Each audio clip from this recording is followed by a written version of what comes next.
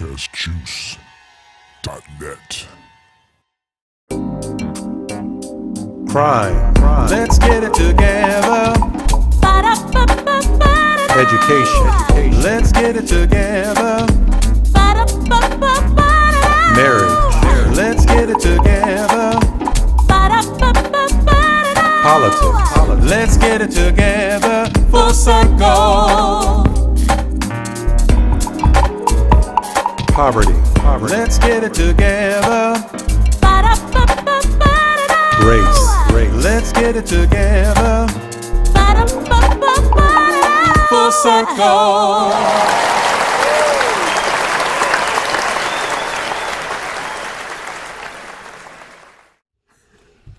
Hello, everyone, and welcome to the Full Circle Podcast Show, episode number 47. I am Darryl E. McCullough, the Sane Poet, and as always, I'm joined by the songstress, who has my back and I have hers, Carmen L. Miller. 47 episodes. Hey. 47 episodes. Darryl, I do have to interject right here, and I know we're going to get to it later in the show, but I want to say congratulations on the National Podcast Power Conference. It was a blast. Wow, well, and you did an awesome great job. Well, thank you. The support that was given, I sincerely appreciate it, and so thank you, Carmen. Awesome. We're joined in-house by Athena Kokovis, the assignment editor for the Toledo City paper, and Imani Latif, a friend of the show, the production manager for Adam Street Publishing, which is the parent company of the Toledo City paper, the Toledo Area Parent, and Mature Living News. I don't know which one I fall into. What's up with Erica and A-Wit? Erica may call in later on. She's out of town, and A-Wit, a.k.a. Freeze Love. We'll see about him. Okay, I'm using today's show for finger guns, so you'll see that in the video and not hear it. So let's get ready to have another exciting show from a perspective of a liberal, conservative, and independent state of mind. Today's topic was picked by our special calling guest, John McCullough. He's one of the hosts of Detroit Sports Podcast. He also chose for us to discuss to kneel or not to kneel. John will join us to discuss the topic a little later in the show. I can imagine it's going to get hot. It's going to be an interesting show. Mm-hmm. But before we get into that, I want to give a few shout outs and thank everyone for sharing our episodes with their family and friends, for liking our Facebook page, and subscribing to the YouTube channel. We are growing. Keep going. Yep, absolutely. Don't forget to check us out on the Podcast Juice Network, where there's the Michael Dean Show, the Prince Podcast, and your favorite, which is the Red Shirts. I do like that show. So check us out there. But I don't know if did you see the video that I put out on the National Podcast Power? I did. You know what? Everything you did was very, very, very well put together. And you think so? I do think so. And I think it'll be bigger and better next year. So are we going to do one? Yeah. Well, the big question is where. And is it going to be back in Perrysburg, or is it going to be in Detroit? Because I think a lot of people didn't know where Perrysburg was. Okay, so Toledo is the butt crack of Detroit.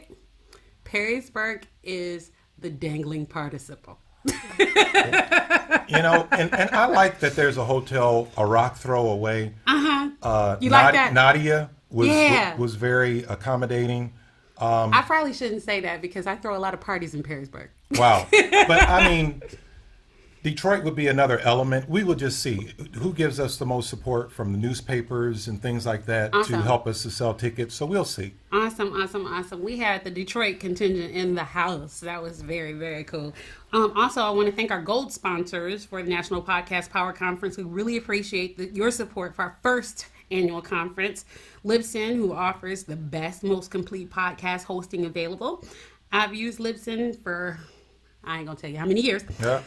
But they're great, and there's a bunch of seasoned podcasters. Please visit them at www.libsyn.com. Toledo's own Three Kings, three of them, clothing.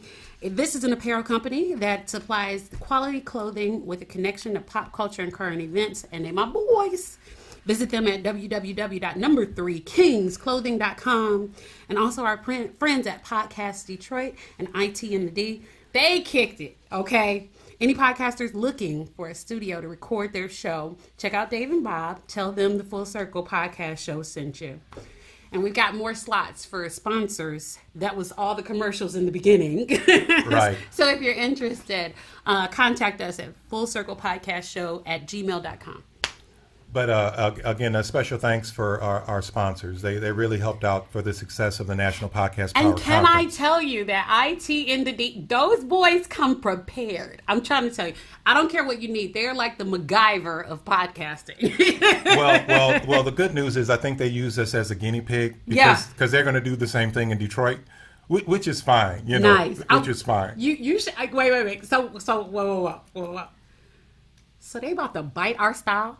Well, I mean, we just gonna let them bite our style. We have the name. We have the name. Okay. But All right. But hey, we're what's that? An It's cool. hour and a half drive. It's hour cool. drive. Y'all cool, so it's cool. Right.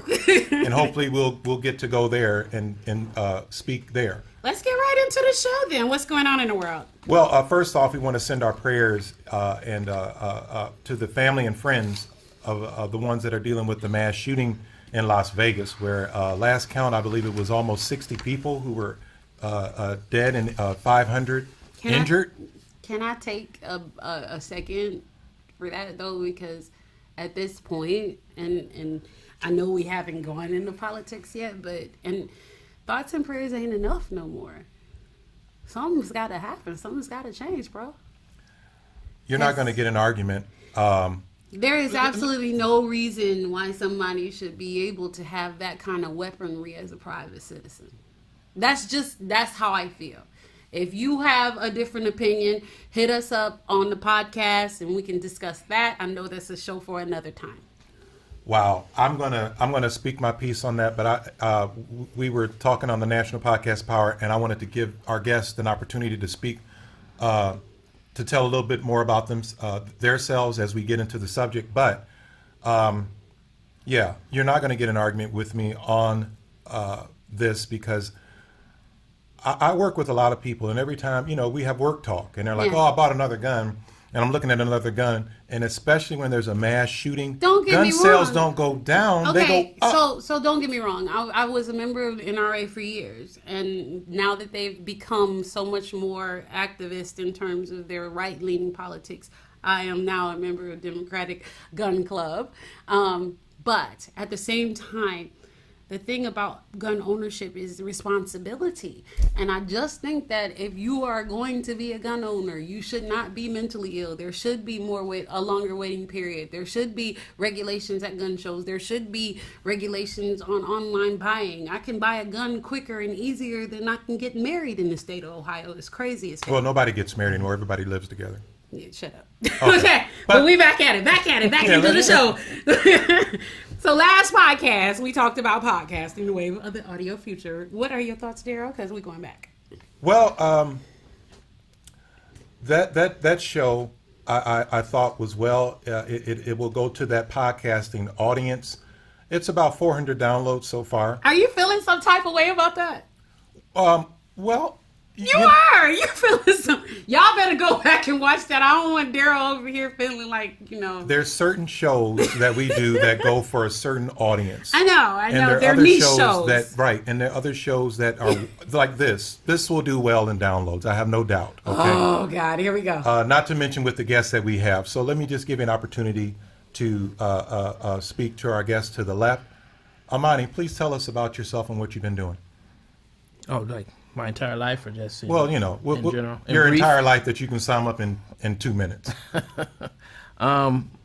Let's see, in 2 minutes. Well, basically, one of the main things I have right now is a website called Peep Game Comics, where I've been selling digital comic books, all by African American comic book creators. I think I talked to you guys about that. On our comic show, that was high. Yeah. And so I've been doing that pretty much on the side, and that's pretty much about it. Wow. Well, exception of work. Working for the Toledo City paper. Right. Well, cool. We're honored to have you in the studio. Athena, please tell us about yourself. Well, I am also at the Toledo City paper, and we have 5 publications in total. It always seems like more, but yeah. Yeah, around 5. So it's pretty busy. The Toledo City paper is my big area of interest, obviously. So talking to the community and trying to promote things that I think are worth Awesome. getting people to know about. How often do you guys publish? Every other Wednesday. Nice. Wow. So I'm glad to start building a relationship with Toledo City Paper. I have a relationship. They always treat me good. Wow. Actually, you know where I just came from? I done got good press. The Sojourner Truth. No, you didn't. Don't do that. Because you about to do. Don't. What did I Because do? because I see that face. And that's the face that he always make before he say something real shady. No. Oh, you ain't going to be shady. Okay. No, Don't be shady. I just left there. So yes, I'm starting to meet the newspaper people. Okay. I thought he was going to say something shady about a black publication because you know how he is. I haven't. I have them. I have not read them. That's all right. I was going to have the Karate Kid. I will get my Karate Kid out for you. Okay. I'm not playing with you. I took Taekwondo in 7th grade. I'm just letting you know that. I took kick your ass Wow. all 12 years. You know what? Before we get into some deep stuff, Carmen, I got a couple problems. What's up? And you have a daughter, so maybe you'll be able to help me out. Listen, I'm very close with my children. Oh, Lord. Here we go. My son and I are very close. You got great kids. He just well, thank you. He just started college and all that stuff. My daughter just started high school. And she was, we were always together. She's always at my hip. She doesn't like you anymore, does she? I didn't say that. Why would you say that? Because she's in high school. She just doesn't think you're cool anymore. That happens. Why are you saying this? That's a thing. Because I also have a father. And you're a dad, and that's what happened. I remember when I was like, oh, my dad is not cool. He is not a cool person. How could you not? No, Athena, how could you look at me and say, hey, he is not cool? I don't. I was 14 once. So. And I'm just going to tell you this. From 13 to 19, they're absolute monsters. I've been a 13-year-old girl. But 19, they come back around. Yeah, I don't. Because this is what happens. I'll go in there. I'll say, good morning, sunshine. How are you? And she'll be like, good morning. And I'm like, okay. And then I'll be like, That's there's only the ice cream beginning. in the fridge. And she's like, ice cream. And it's like, everything you say stupid. Well, and it's also said in like the most annoying way possible. Yeah, like good morning. oh my god! And then are you kidding? She's me? like, oh, I'm not a morning person. She's not an evening person. She's not a late night. She's not a Darryl person. I'll say I probably didn't like myself until I was 19. So they come back around. It's right? just like I would say I would a agree because terrible I'm kind of on the upswing. You are. I'm a little bit on the upswing. It's going towards the now, last couple of years. Come on, you got girls. I got girls. How many girls do you have? 4. He got 4. Wow. Let me tell you something. I'll tell you what. 3 boys. Have you peed inside the house? I just want to know. Because you might just, you and your son. That's actually not a problem. You might need to dig a hole in the backyard. Because we need all the bathrooms. But you know what gets really rough? We go through toilet paper like a mug, though. Okay. Wow. my daughter, when that don't do that time. See, you know what? After this show, I'm gonna slap your daddy for you because you don't do that. When that happens, don't do that. I get it. I will come in the house. I get where she's coming from. My son will come to the door and he'll be like, "She's on her." This is on the air, right? Do y'all get that this is on the whole air? Oh my god! You just adjust it to like I think 20 is probably the age that you're gonna be targeting at because this point. I'm gonna tell you something. The fact that you just put that out there, she gonna stab you one day. I didn't even say the words because I can't even form my mouth. Full other year. Yeah, but, you get another year for that. Wow. Jeez. Go ahead and add another year. Yeah. Wow. 21. Now you've lost her you for get 5. another year. I mean, okay. There's another thing. Are you on Black Twitter?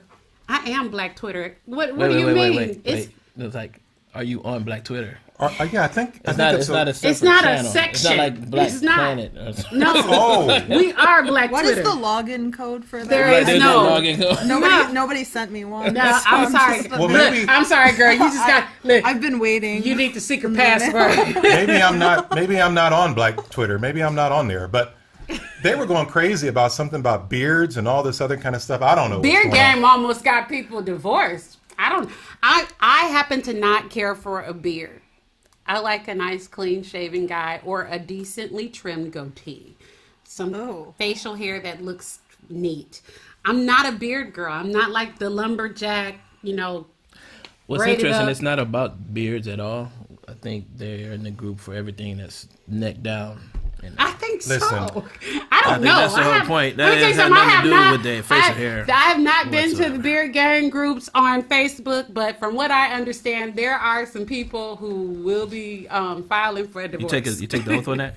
I don't. Would you put I your don't hand know on the I what's Bible don't. for going that? on. I don't go in for all that. I was always Hold on, let me told- talk like Darryl. I don't go in for all that. Wow. Speaking of going in, I was always told you get more in with less hair. See, I have a swimmer's body from the nose down. Can I tell you something? There's Aerodynamic. there's I so don't- much of there's- that we don't want to know. Oh, well, okay. I'm just Yeah, good but- for you. Well, okay. Okay. Lastly, we want to give a shout out. There's somebody who says, "Look, I'm not on iTunes. Please give me a shout out." He loves our videos. Oh yeah. Okay. So is he a YouTube viewer? Yes. Please leave comments. He does. Does he leave comments? His name is Andre Briscoe. Briscoe. I like it. Andre Briscoe. Briscoe. So, Shout out. what up, dog? We are out chia. No, did you Chia? just say it like that? Is that? No. It's what up, though. We out here. What up, doe? No, stop. It's Okay, can you stop? happy to meet your acquaintance. Okay, in political news. Ba-dum-bum.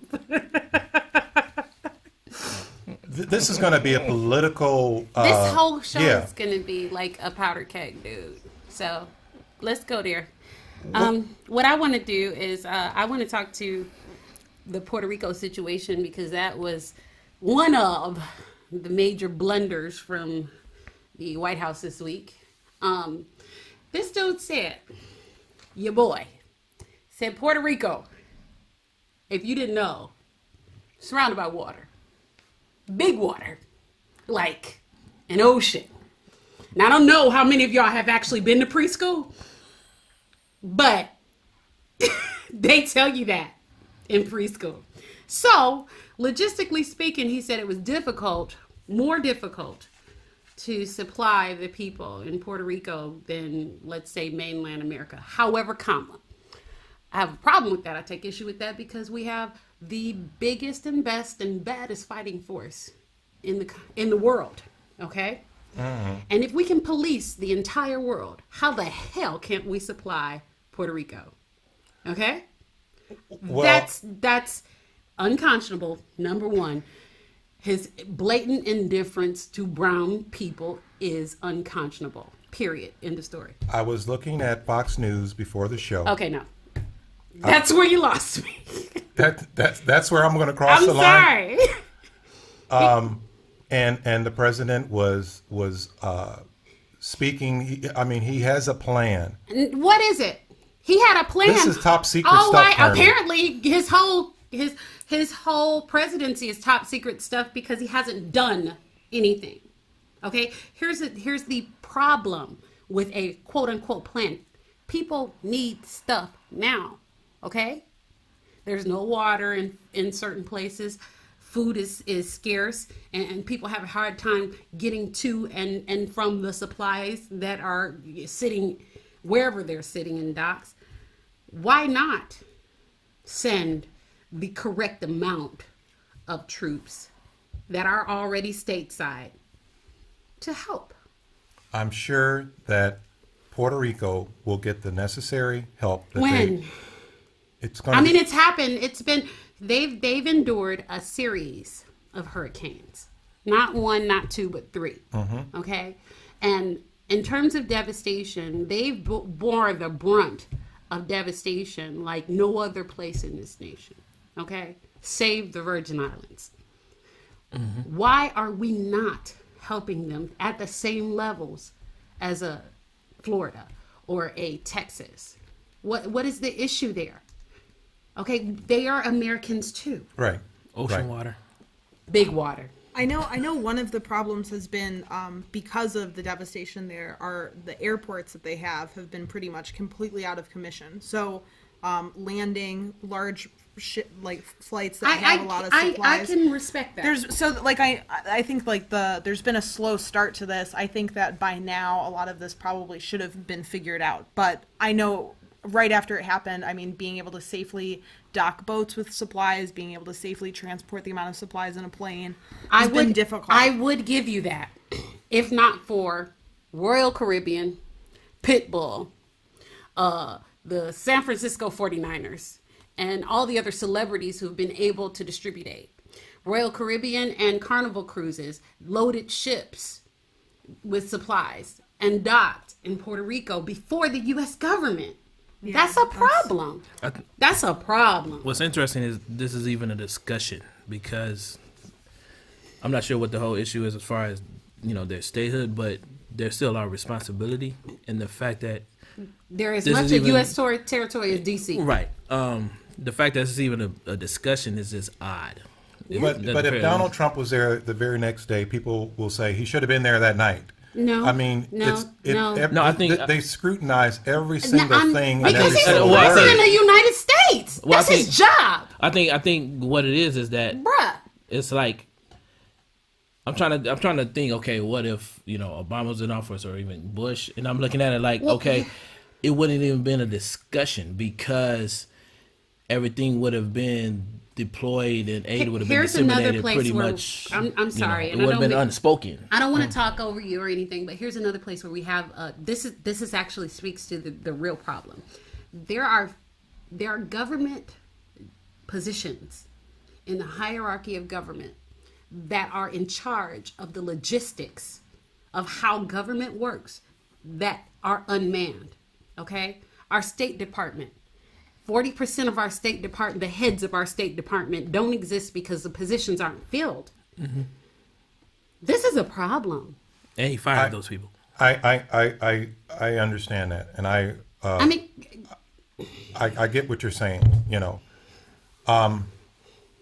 Because this is going to be a very political show, and we're going to be real tight. And I don't want you yelling at me. Okay, I'm sorry. I did start yelling early. I'm gonna calm down. If we can blow through the next two sections, and then we can get deep. Is that cool? I don't know if the wine's gonna last that long. I'm pouring. No, she's. Would you all like some? Sure. Yeah. Yeah. That get sounds it now. Great. Thank you. I'll share with you guys. My apologies on the red cups. Don't pass it to Darryl. Okay. I'm used to red cups. Going into the entertainment section right quick. Yay! Our entertainment section is brought to you by Marmite Records, our home label. Hey! This is produced and owned by Eric Sills of Stone Soup Recording Studios in Maumee, Ohio. So if any of you singers and musicians are looking to record in a world-class studio, hey, Eric, I'm about to get ready on my next solo album. Please visit stonesouprec.com or check him out on Facebook at Stone Soup Recording Studios and like the page. Wow, it's a lot of stuff is going on right now. The founder of the Playboy magazine, Hugh Hefner, died this past week at the ripe old age of 91. Cheers on that. You guys toasting? I mean, can I get that was some an accident, but okay. Jägermeister? Oops. Hey, that was quite insensitive. I do want to. No. We're gonna raise a glass to him and to Tom Petty. Tom Petty, yep. Who was responsible for more great American rock tunes that I love than most of Bon Jovi. Wow. Now, going back to Hugh Hefner, 91 years old. I would have thought living the life that I imagined that he lived, he would have died a long time ago. But 91 years old, wow. They say it keeps you young. What keeps you young? Virgin blood. Really? That was so on time. Wow. I love you right now. Wow. You mentioned, wow. Yes. You mentioned, keeps you young. Tom Petty. O.J. Simpson is my wife the says the juice is loose. Yeah, you know what? Okay, so the juice is loose. So apparently, OJ did 9 years. No, you can't have any of the wine you bought me. I just want to keep my mouth moist. Sam. Oh my God. So apparently OJ did 9 years for murder. No, wait, oh well, yeah. Come on, let's be real, because it really wasn't about stolen memorabilia. I mean, you steal some OJ memorabilia, you're not gonna get 9 years, bro. Wow, that was tough. Yep. What else is going on? This Is Us is out. You're watching that again? I am. That is a show that restores my faith in humanity. It really does. I'll go with that. Everybody likes everybody on This Is Us, and you cry every week. Wow. I don't watch that show. It's a great show. You really It should. is not me. I've never. I think I watched one episode. He was on a roof. Yeah, he was high on mushrooms. What channel right. is this? He was tripping This Is balls on Us. mushrooms.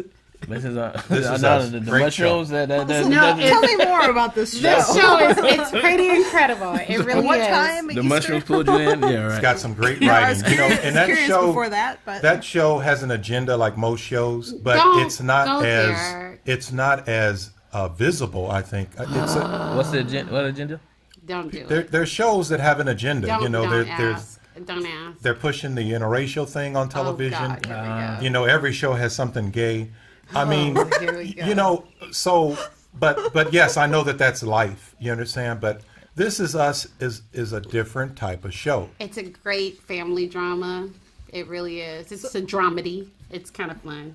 Right. Dramedy? Yeah. I love that term, dramedy. Wow. It's life. It's good. Yep. And What are you watching? Are you watching anything else? You were No. talking about some weird show. I was talking about it to kind of like No, not I'm- sure that I'm not I'm recommending it. I'm gonna plug my favorite show to watch when Game of Thrones is making me wait for 2 fucking years. Yeah, the first curse word. Chris, where? Yeah. Sorry, kids. Poldark on PBS.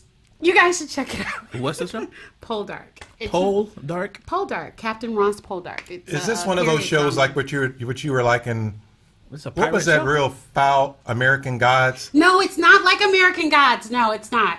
There's no like demons, no sex. I watched. Well, there's sex. Stars was free maybe 2 weeks ago, and I watched I watched one episode, and I mean, it was way too much. I had to turn it off. Of American Guy? American Gods. It's too much. Was it the part American where Guy. the woman like ate the guy?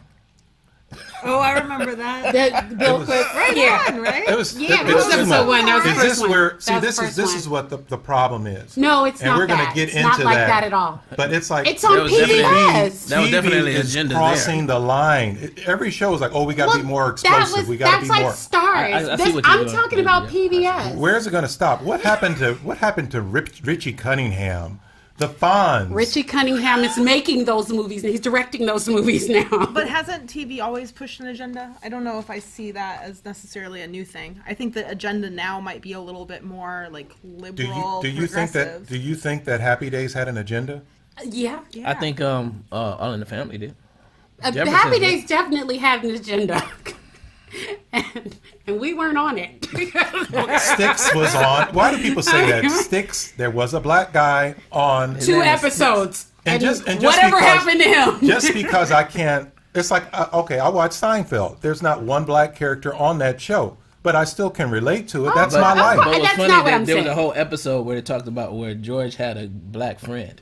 Well, there True. was the because lawyer. because the liberals forced him to make that The episode. lawyer on Seinfeld was hilarious. Hilarious. Oh, was. right, yeah. But I mean, they had reacurring characters, but not a Oh, you know, God but- rest Johnny Cochran. wow. The Yeah, juice is absolutely. loose. Hey, I got some good news. What's that? I got a national holiday.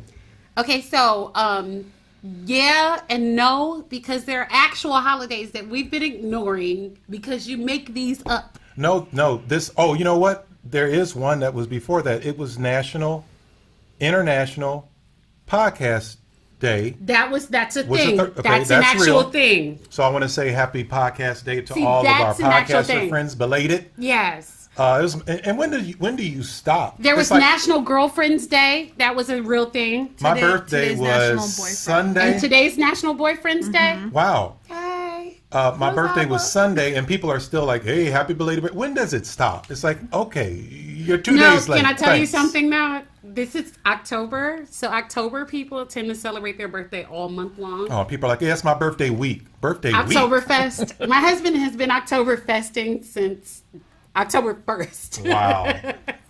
His birthday is like the 17th. Jeez. He's got some time. It's good. But today's national holiday is, What is it? if you're 12 years old, if you're over 12 years old, stop running water over burnt matches. Let me say this again.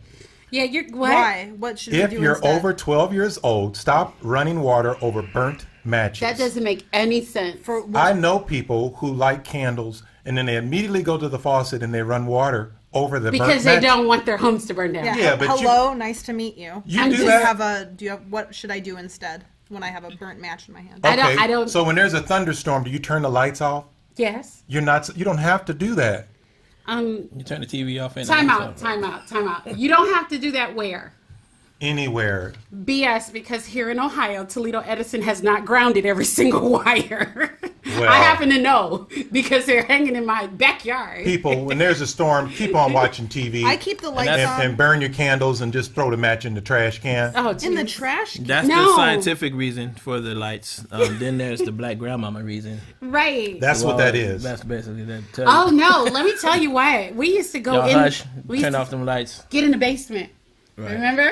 yeah, You yeah. had to go in the basement because it could always be a tornado. That's why.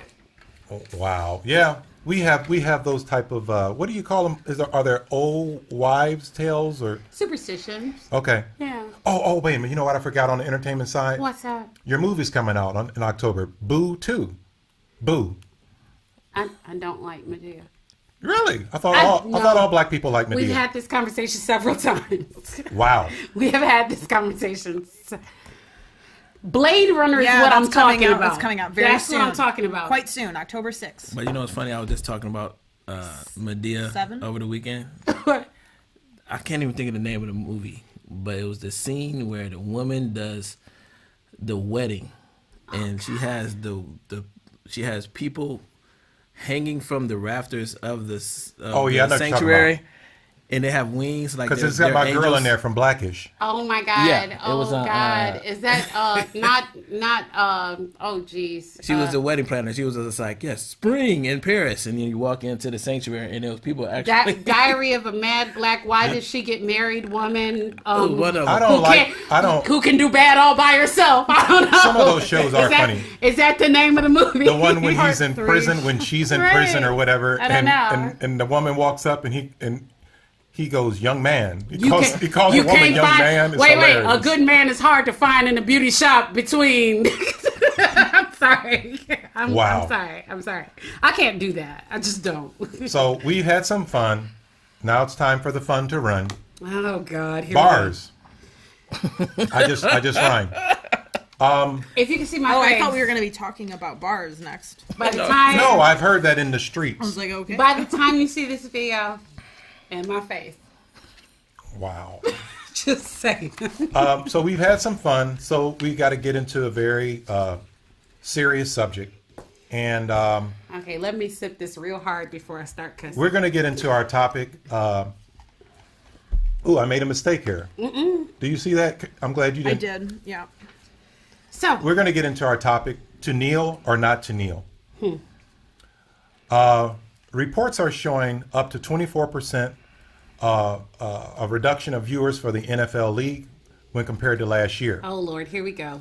Middle America has had it, not with, because football is still good. College football is not having a problem. But the way that the NFL league has politicized this agenda for, they're doing this, during the national anthem and things like that. And I understand that it's coming from police brutality. I get it. But I do not think that this is the proper venue for this. Why? I understand that the National Football League is about 80% blacks, and this is going against police brutality and social injustice. Okay. Can we have the conversation now? Okay, so you're talking about the percentage of viewership that's gone down Yes. this year over last year. You do realize that initially the boycott was coming from black people at the very beginning of the season because Colin wasn't working. You do realize that. But why is it you going do realize so far? That. Yes. So now that people have, because you do understand too that even with viewership down, diversity is a lucrative business. Bigotry does not buy. So by embracing this allowance of protest, the NFL is actually making money hand over fist because controversy is drawing people to the conversation of the NFL and to the purchasing of garments, to the purchasing of merch, to buying the NFL. I understand your point of view. I think that is not exactly true from what I'm hearing. However, it's like sometimes I don't want to say this. Excuse me. Sometimes it's tiring to be black. And I'm saying. So I'm what saying, are you? What does that mean? I'm saying. Talk Look, to me. What does that there are mean? 254 countries. Mm-hmm. There are 198 in the USA. Mm-hmm. And it seems to me that the only people that are there are blacks, whites, and gays because that's the only people that I hear talking all the time. So let me ask you this. You're saying that we should not talk about race.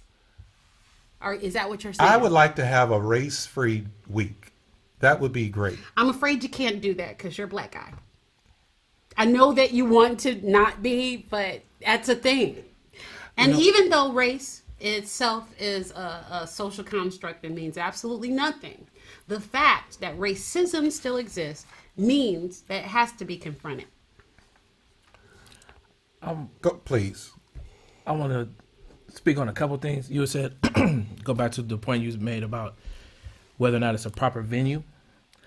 And me and Athena were talking earlier about the fact that when you look at this particular protest, I can't imagine a platform as big as the NFL in terms of the audience and the amount of attention that anybody could get for any particular issue. And it speaks directly to the context of who needs to hear it. Exactly. Racism is American as apple pie. That in of itself is actually pretty amazing to me because aside from, we were talking about the president, aside from a position like that, I'm not sure if that anyone has a platform this broad. Mm-hmm. And the fact that Colin, I think he sort of like accidentally was able to take this platform and use it to his benefit or to the benefit of this issue, I think is actually kind of amazing. Now, by this point, I'm not sure what side anybody is really on the topic. I think a lot of it is reactionary to the president now. I think there's a lot of bandwagon. I think a lot of people are like kneeling because he said you can't kneel, and that conversation is like a totally different conversation. Like, we got our caller on, but I'll say this: I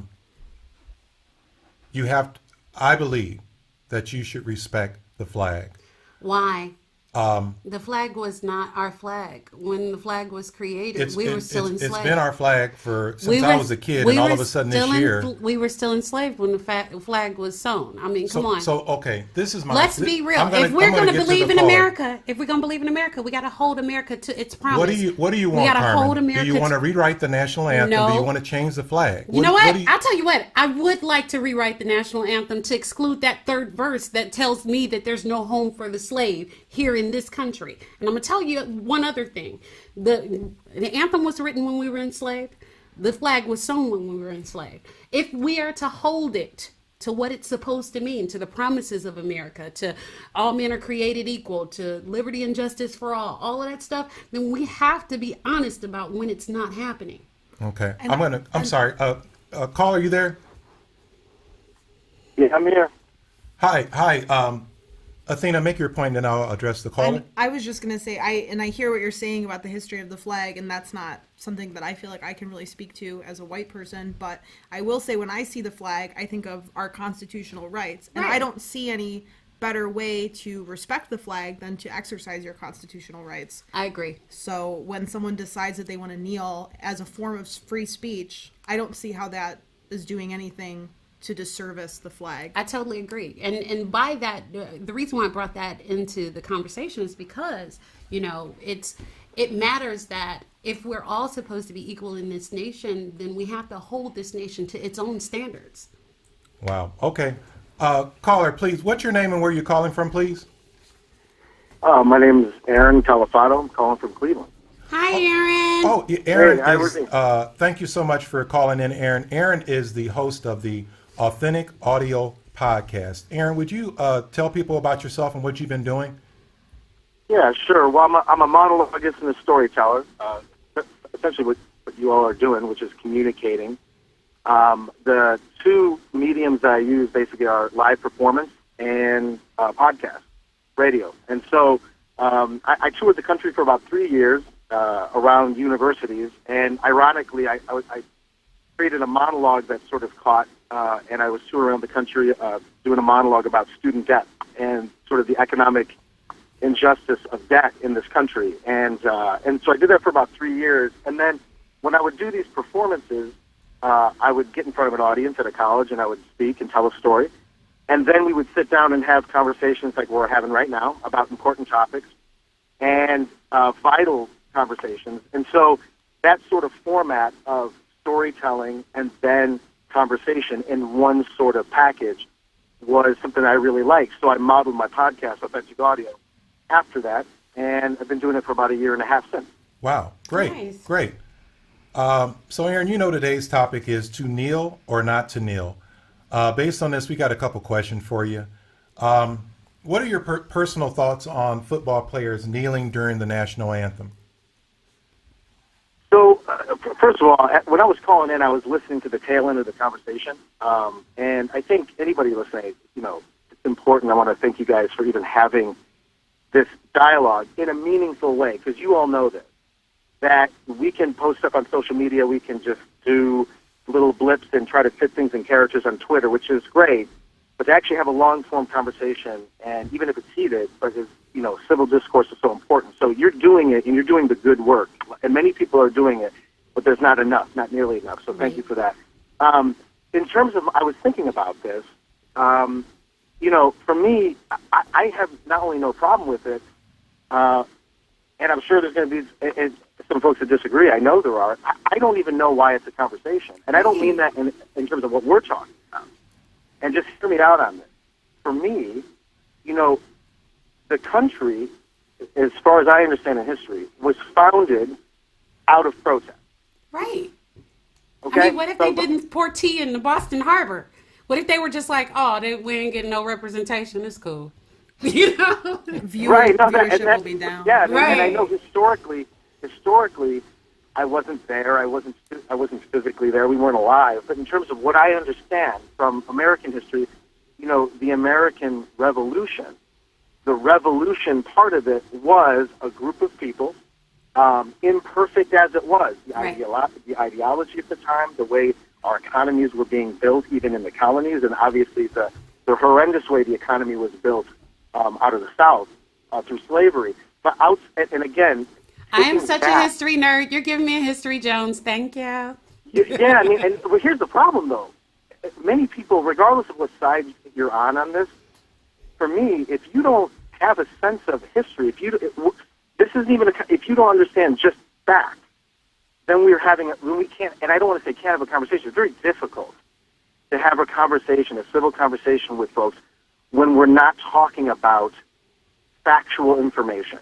Well, so in terms of, to kind of round out your question, just to kind of come full circle, no pun intended, I will say that for me, I have no problem with it. In fact, I think they're doing their civic duty to protest against something, whether it's racial injustice, whether it's police brutality. And again, as a Caucasian male with Italian and Irish ancestry, I cannot relate to an African diaspora. I can't relate hold to on. Oh, you got American pictures? experience. Do you got pictures? I'm sorry. But you know what I can relate to, though, is like I was talking about, I've done monologues about economic injustice. And just me performing that monologue, was my form of protest. And I would go to universities where I was not welcome, essentially. Right. And I performed this monologue. And so, in this sense, I think that they're doing their civic duties as Americans. Let me interject right here and ask you something else, because I want to broaden this conversation. So we're talking about the American thing, we're talking about the history thing, we're talking about protest in itself.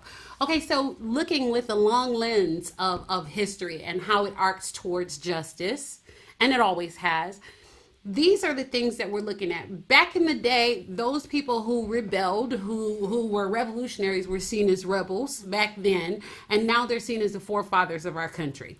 Correct. We have a platform, the NFL. We have people who are heroes and icons in sport, and now they're actually taking a social stand. What do you think history will see them as in the next 20, 30 years? I mean, if you're asking me, I think that I think they're not only going to look fondly on it. I think there's going to be two things that happen. One, I think they're going to understand that truth and the fight for truth, the fight for social justice, for racial justice, for justice anywhere, is a noble fight. And I think that in that, like you said, as we broaden the conversation, when you broaden the lens of time and you flash forward, when my 4-year-old daughter, when she's 40, right, when she looks back, she's gonna say two things. She's gonna say, "Wow, you had people who stood up for what they believed in a space where they could be, where there's ramification." Yeah. Obviously, football players make a lot of money, some more than others. But as Colin Kaepernick obviously would happen, I mean, there's a reason why he's not playing in the NFL right now. Right. And so there is real casualties economically to this. And so I think my daughter, when she's 40, will look back and say, "Wow, these people stood up for what they believed in."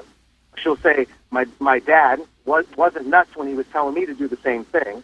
And then I think she'll look back and say, "Wow, what about those other the mass of voices, the mass of voices who even question that?"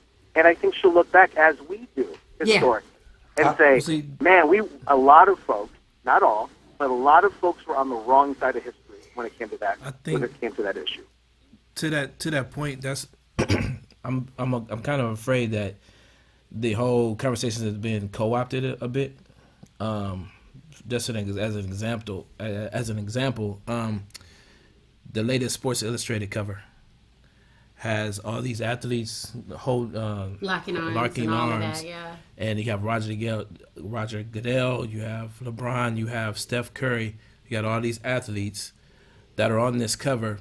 And it's very interesting. When you see the cover, you'll notice, or most people probably won't notice, Colin Kaepernick is not there. on the and cover. he's the one who started all this trouble. And this is where You said trouble. and this is where now all of a sudden we're not having a conversation about the very thing that he was protesting against. We're not talking about police brutality. Yeah, we're not talking about the flag. It's been hijacked. We're not talking about right. The conversation has been hijacked all of a sudden. Now we're talking about the president and what he is telling and the owners to and do, the flag, and the it has anthem, nothing to and do with and the flag and veterans and all this kind of stuff, which is awesome. But at the end of the day, when you're speaking to one of our kids, when they look back at this, it's very interesting that they have co-opted this conversation so that when they do look back at this, they might not even see Colin.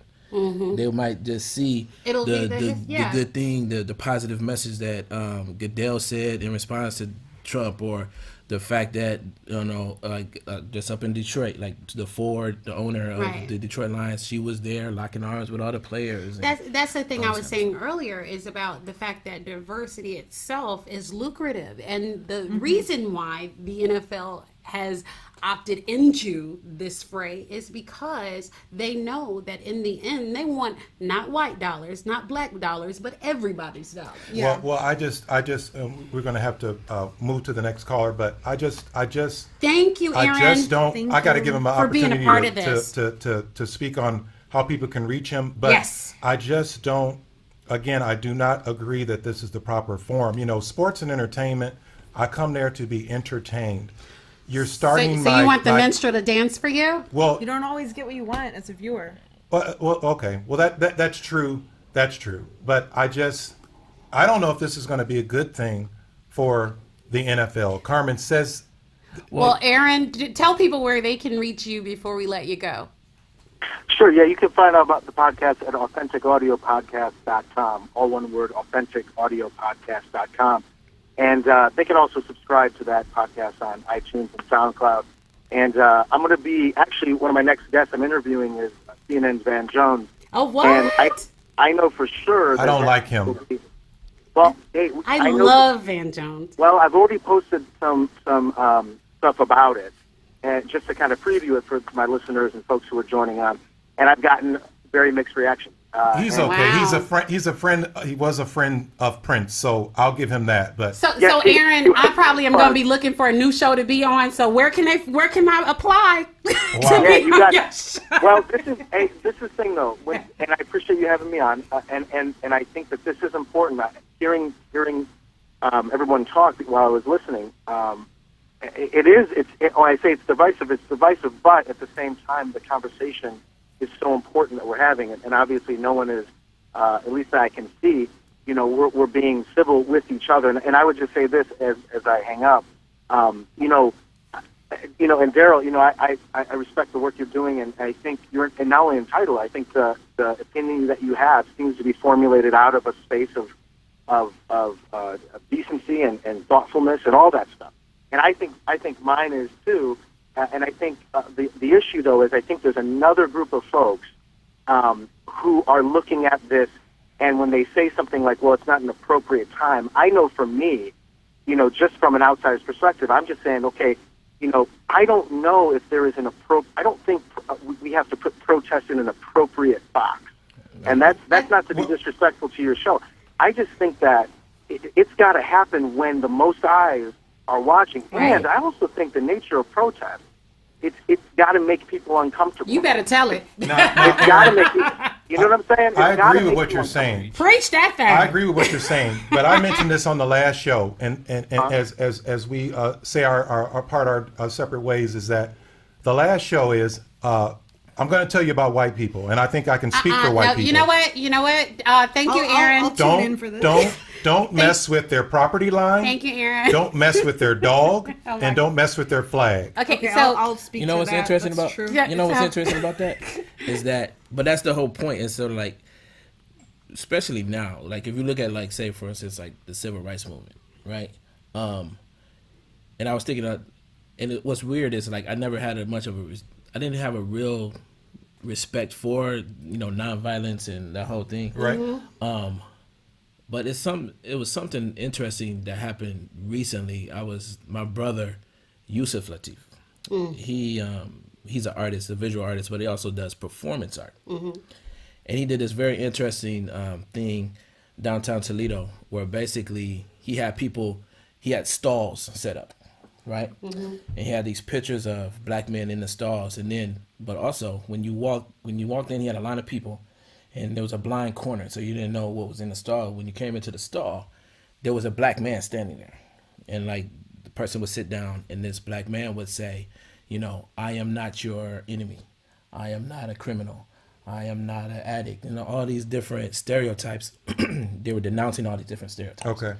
And he was explaining to me how emotional it was for some of the people that were sitting there. Wow. A lot of white people were there. And I said, God, that's really deep. But then I said, well, you know what, though? A lot of those people were already sympathetic. right. Now, if you really want, and I was telling my friend, I said, look, if you really want to do something, right, take that thing to a county fair. Take that thing to a country music concert. And like record it and see. Now that would be a performance, because Wow. it's not just going to be about what he was saying. You're going to get reactions that are Visceral. far more visceral, and that's the only place you're going to get an honest response. Not to down Just to- anybody just to who's, interrupt you, who's a country music fan No, right, or anything right. like that. I love Shania Twain as much as anybody else. The thing about it is, when you have people who are so dyed into their convictions, Right. people don't like their illusions shattered. Right. Okay? And stereotypes are illusions. Stereotypes are things that people create in order to instill fear into you about something that's other, quote unquote other. Got Okay, it. so all of the white people do this, Mexicans do that, black people do this. All of that is a myth. Okay, what happens is we as people decide to make them as true or untrue as they become. Okay. Now, we want to say our goodbyes to Aaron. We got another caller on. But Aaron, thank you so much for calling in, okay? Thank you. Hey, no problem, bro. And I know you're going to get your next call. Can I say this really quick? Yes. You know the NFL ratings are going down. Yes. And on a lighter note, I can tell you why they're going down in Cleveland. You have the Cleveland Browns.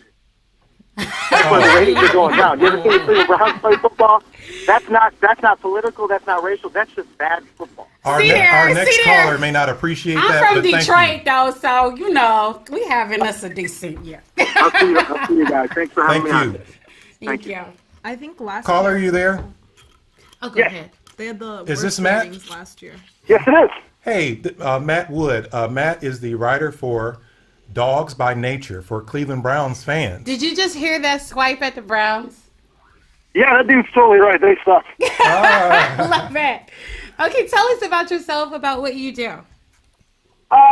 What I do personally, first, Dogs by Nature. It's a part of SB Nation, a kind of a fan-driven website for Browns coverage, for fans, by fans kind of deal. We have some fantastic writers, Chris Picorni, a lot of guys there that do amazing work, and they cover the Browns better than your normal media. And it's become a very big website. We have well over into the hundreds of thousands of visits in days, so it does very well. Myself, I don't live in Cleveland. I don't live in Ohio anymore. I actually live in Minnesota. You do a Browns? Whoa! You do a Yeah, Browns yeah. podcast from Minnesota? You are brave. Well, I was born and raised in Ohio, thank God, in the great state of Ohio. So I was born there, but I have found my way through my life to Minnesota, and for some reason, I've decided to stick covering the Cleveland Browns. I do radio up here, and in fact, I actually host a morning show on a country station. I know you guys kind of hit country music there for a second ago. So, but yeah, that's kind of my background story, and honored to be joining you guys today. I actually love country. Yeah, nothing wrong with that. You don't have to apologize for it. Wow. Well, Matt, we're honored to have you call in. We want to thank you for that. And I'm from Cleveland. My wife is a huge. I was telling our in-studio guests I have like a reverse household. I'm collecting antiques, and my wife's in the room watching the Indians, the Browns, and all that stuff. So she loves your site. So Oh, well, thank you. as you know that our subject is to kneel or not to kneel. What's your opinion on this subject, please, Matt? It's really weird. I'm going to admit to you guys, I am an outlier when it comes to this, because I really, truly, at the heart of it, don't care what players do off the field, and I mean that good and bad. After all, I'm a fan of the Cleveland Browns, whose You are greatest brave player to of be all a- time I was gonna is say- Jim Brown, who threw a woman out of a window. So You're brave I mean, to admit that you are still a Browns fan. That is awesome of you. No, but that's how Right. they are. You can't. I've never seen anyone like a Browns fan. They will Well, support their team to the end. You have to at this point in time. It's almost cult-like at this point. You keep showing up and being disappointed, and you keep showing up. It's kind of what the difference that separates us from other fans, and it's almost I a feel like the pride thing at Browns this are point. a bad boyfriend. Yes, really bad, really bad. And but you know what? What makes Cleveland fans the best in the NFL and across the board, because you know they're in it for the reasons that they love the team, they love the city, they love Cleveland. Loyalty is unlike anything else. The hashtag that went around for the Cavs is Cleveland against the world, and it's true. You're either in with Cleveland or you're without, and that runs deep. That is a bastardization of Detroit versus everybody, I want to tell you. Well, as everything, Cleveland just took something from Detroit and made it better. So Oh! I saw Ohio versus the world too on a truck. yeah, that's true. That's true as I well. don't know what the truck was carrying, but Probably, Well, we don't claim Cincinnati very much, so they can have it was that. safe stuff. Now, Matt, a quick question for you. Do you think that America's pastime is the right place to enforce political injustices? It's interesting. You know, we have the Did we lose you, darling? Call drop. Uh-oh. Whoa. Okay. I'm curious about the word enforce. Okay, so this is another thing that bothers me. Okay, so on the other side of this argument, you've got people who are talking about the flag and the pledge and the national anthem. In terms of, making people or forcing people to, or it's the law or this type of thing. My thing is, we live in a society where we cherish freedom. And those freedoms are infringed upon when you tell somebody they absolutely have to venerate a symbol or a song. Mm-hmm. It's getting close to home, too, because Central High School just released a statement saying that if any of their players take a knee, that they will be cut from the team. Right. Because see, that's in the rules. No, that you have to do those things. It's As far as it's the a NFL policy, rules, not a rule. as far as the It's NFL rules, it's not in the rules. And it's a as far as the law in terms of the flag itself, as far as the constitutional law, it's not even a rule either. Those are non-enforceable codes of none conduct. of those are enforceable codes of conduct. It was like the irony is it's sort of like there's more. It is stated that you shouldn't wear the flag like clothing. Yeah, those are codes. Those are actually flag codes. So but as actual flag codes, it's like actually whether or not you stand or not is not a mandatory or enforceable thing. One of the only enforceable legal rules about the flag that we have is that you can burn it in a protest.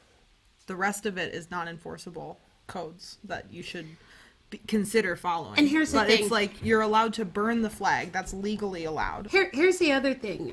I feel like people who are on the other side of this argument have hijacked patriotism. Mm-hmm. Because my thing is, you're not more of a patriot because you have a flag. You're not more of a patriot because you sing the song, you put your hand over your heart. You're more of a patriot when you absolutely believe in liberty and justice for all. You're more of a patriot when you stand up for people who are on the receiving end of injustice. That's what makes you an American. That's what makes you a good American.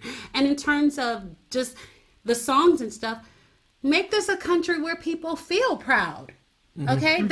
That's the basis of the protest. It's not the fact that we don't love America. We love America as much as anybody else. We love America so much that we want to make her who she says she is.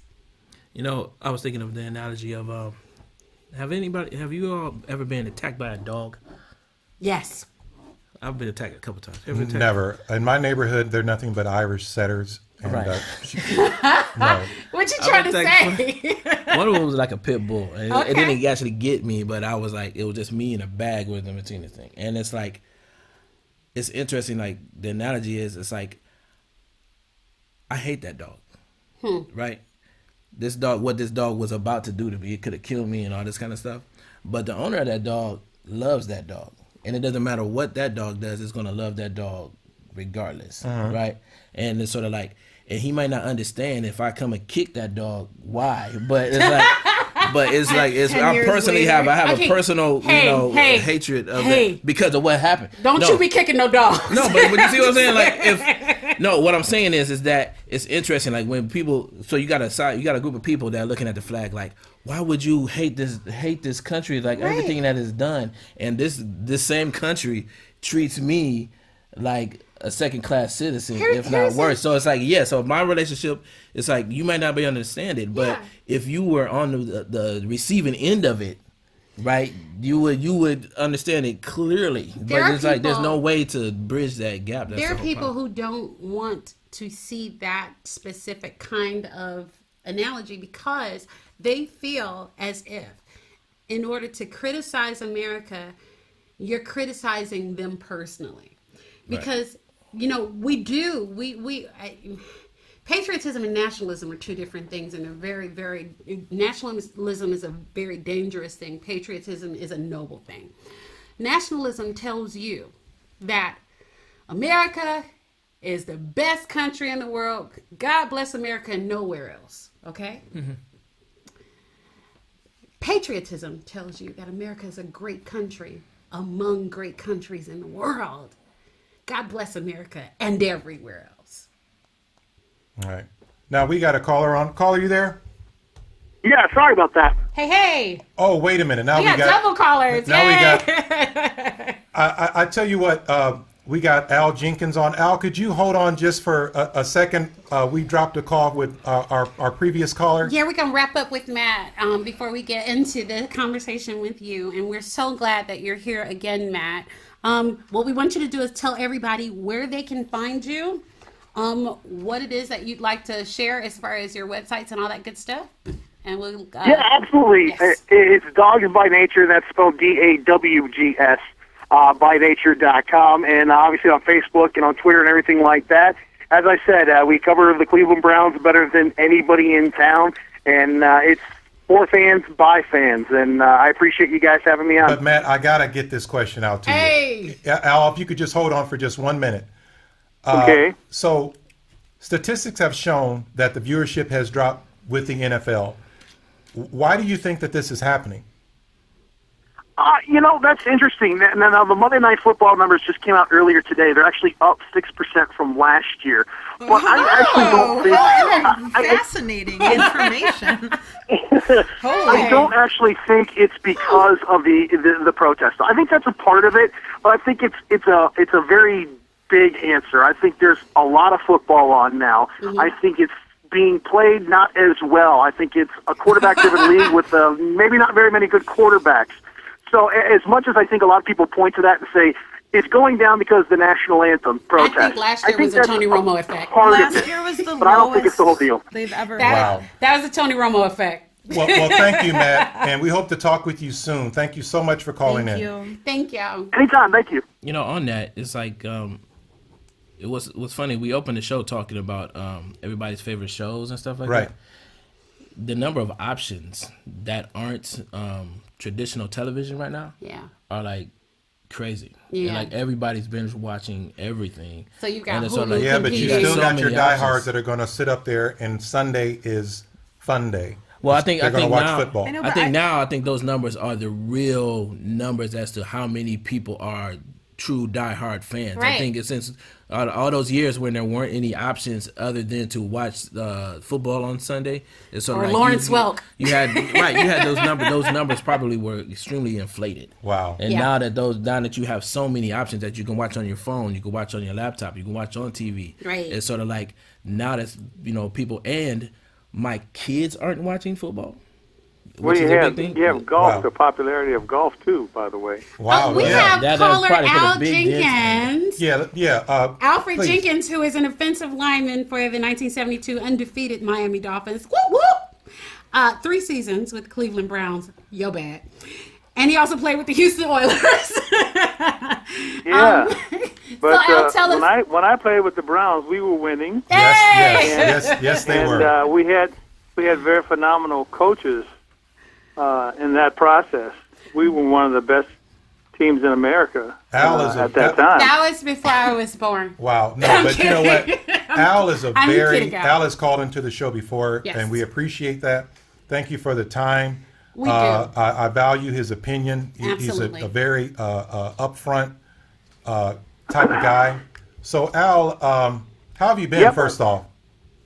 I'm doing fine, thank you. And it's a pleasure to get back with you. We are so happy to have you. I enjoyed our conversation the last time we talked. Yes. And I saw a few of the questions that we might be discussing, and so if you're ready. Let's go. Well, let me go over here let me go over here for just a second. I saw that you recently were golfing with Jim Brown. How's Jim Brown doing? Jim Brown is doing very well for an 82-year-old guy Oh, Wow. my Lord. with 2 hip replacements. He Okay. is still hitting the ball. I like And that. he putted very well. He chipped it very well. And Ben Davis,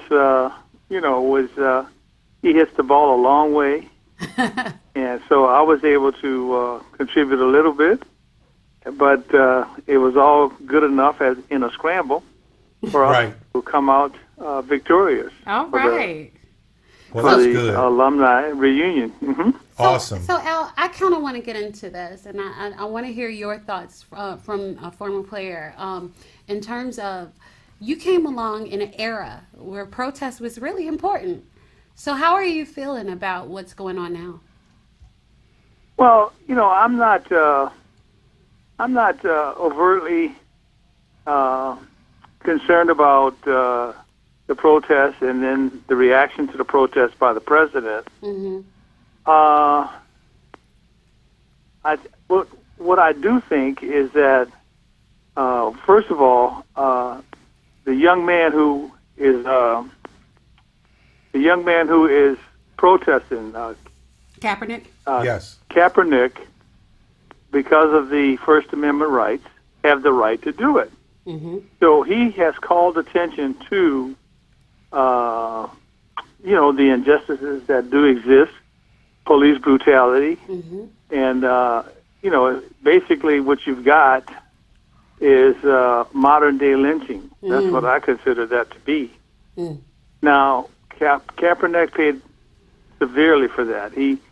When he decided to take a knee and protest the treatment of young black males and black lives, to the police department. I mean, it's his right to do it. Right. He did it, and I think attention has been called. I think he has accomplished his mission, and that mission was to call attention to the abhorred treatment of young black males in this country. Yeah. Now, as we move forward, unfortunately, the President of the United States has, in my opinion, given some of these crackpots and racists the permission to be bad, to behave badly.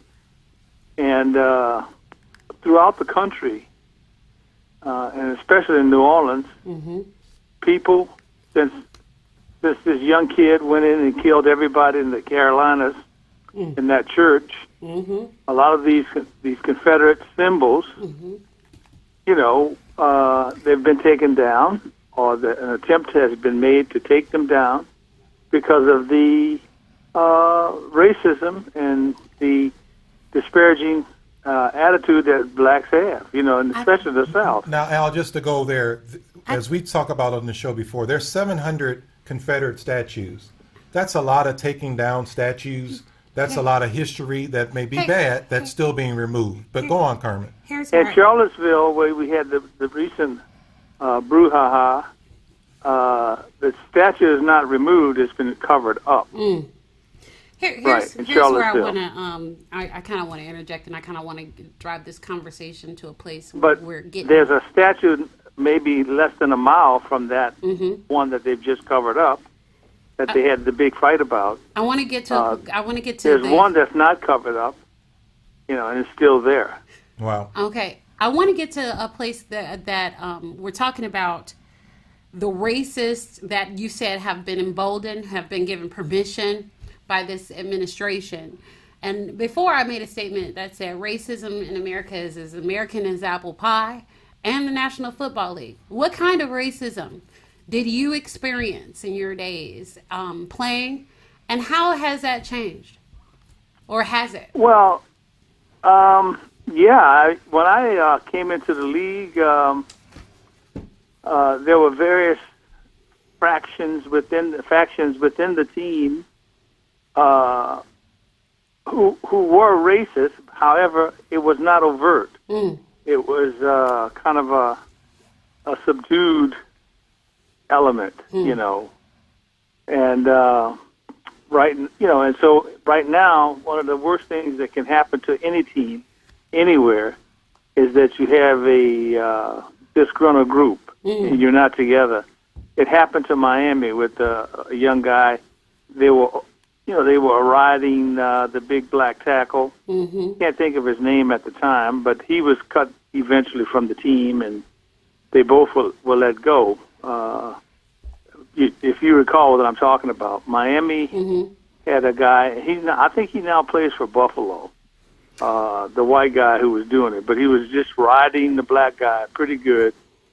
Do you think? And I can't think of his name. I'm sorry. That's okay. I apologize for my ignorance, but I just don't remember. But Al, okay, let me go back. During your time of playing, there was respect. Okay. How was the flag valued during your games? Isn't that somewhat mandatory to stand for the flag? It's not Well, about it has always been mandatory for everybody to stand during the national anthem because, the national anthem represents our country. It's your country. It's a white people's country. It's Asian people country. It's Native American people. The flag is supposed to represent us all. Yeah. However, how we're being treated in America in some cases, and especially with the police, and again, this is not a referendum on police brutality. This is a referendum on bad behavior by police. Mm-hmm. And what Kaepernick was attempting to do was to call attention to it. Yeah. And he was able to get players to join him in that. And so it really presents a serious dichotomy because, first of all, when we came into the country, some of us came into the country, all Right. black people who came to America, some of them were free. And then when the slaves came, the people from, they took us out of Right. Africa, the There's Spaniards. been a real effort to rewrite this whole historical piece in terms of, why or Exactly. how So- we should treat America. Yeah. So what happened is that, over time, as things have evolved, we've had to go through Jim Crow behavior. And some of these behaviors have been taught for generations, and it's been passed down from generation to generation. And I think the further down we go, the better things will be. But in the meantime, for instance, there is a faction in the country who now seems to be, they seem to want to bring back the Ku Klux Klan, David Duke, Steve Bannon. You know what? If we go down, let me tell you, if we go down, start going down that road, Al, we're gonna be here all day. But you know what, Al? I guess what I'm trying to you get telling to- the truth. And we gotta move to the next caller. But the thing is, during your time, I doubt that there was a lot of showboating like they do nowadays. Excuse you? Well, yeah, the thing is, during my era, it was Jim Brown, it was Leroy Kelly, Right. Sanders. He doesn't watch much football. He doesn't know much. They're not simulating Yeah, he urinating on the field. He doesn't know much football. No. Mean Joe Green? No, Are you kidding me? That was, I thought that was ridiculous. I thought it was uncalled for. Right. And, for instance, some of the guys have taken it to another level. And, for instance, I can remember watching a New Orleans Saints football game, and a guy had a phone in his sock. Well, the NFL commissioner and the league certainly frown on certain types of celebration. Right. Mm-hmm. I think that it's fun in some instances, but when you have a guy like, what's the receiver for New York?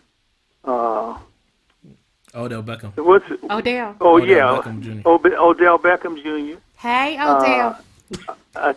For instance, now he's acting like he was a dog on the field, but I guess that was Y'all that better was leave that his girl son. alone.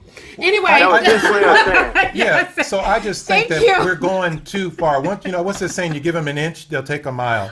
You know Things are what? going Do you know too what? Far. I'm okay. You got one more. Yeah, I don't think there's One more. I think there's a It's there's a coming. room. There's a little room for a moderate celebration, but I think most guys and especially receivers, the divas have taken it too far. Yes, they Right. have. Did you say the divas? Thank you so much for Now- being with us, Al. Where can people reach you if they want to see what you do? Well, it's okay. I live in the Southern Ohio area. I live in the suburb of Cleveland, and I'm not selling anything right now. All righty. In fact, I just- Look, good for you. You probably like an anomaly on this show. But he's on Well, on actually, Facebook. I did join. I have two companies that I have joined. One is the Public Tutoring Initiative, and I'd like to call you guys back and talk Yes. about that. Absolutely. That'd be awesome.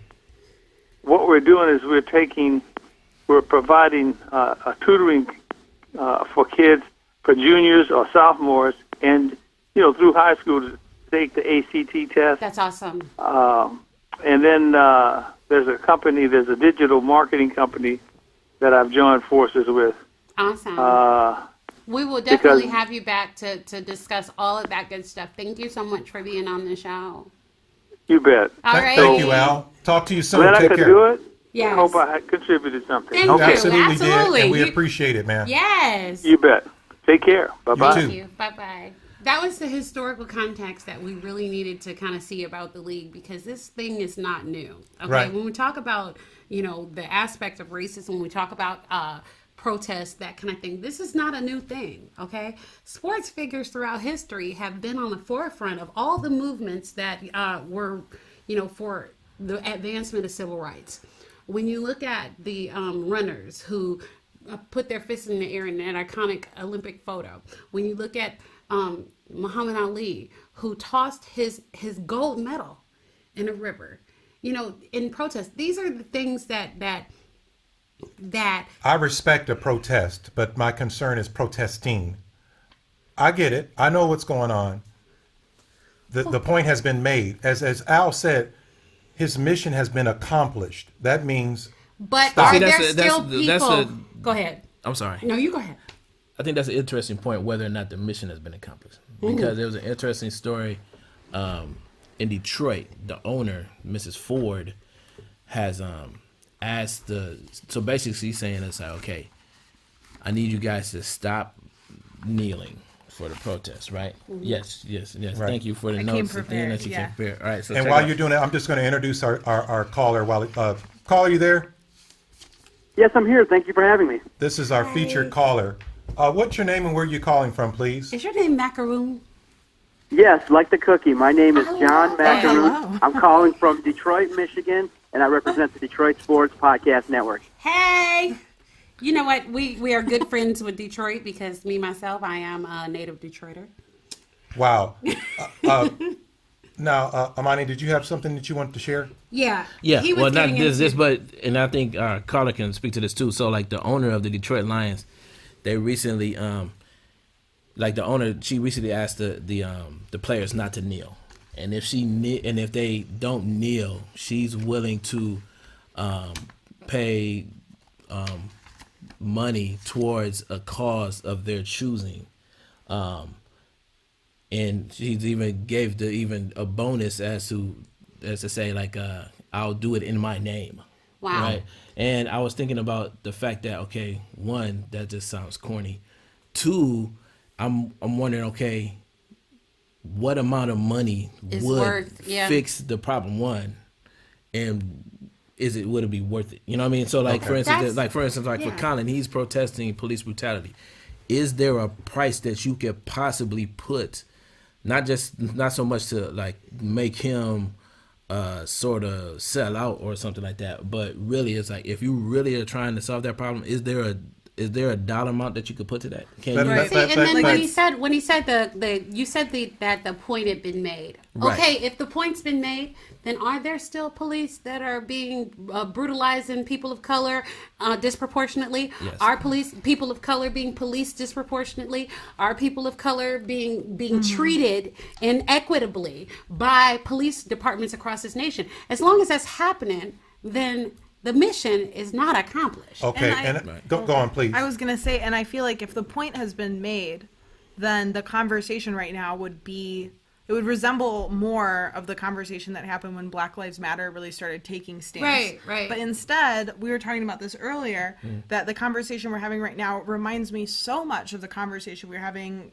weeks ago about the Confederate flag. Right. And that, to me, just kind of proves that the point hasn't been made at all, because we're not talking about the reason for the protest. We're talking about like the value of the protest, the efficacy of the protest, or the and the solutions, relevance of right? it. That's we're not even talking about the solution. See, at the point where we are right now, it's the tip of a very, very huge iceberg. So I want to get John in here, and first of all, tell us about yourself, about Detroit Sports Podcast, and then let's get into the meat of this.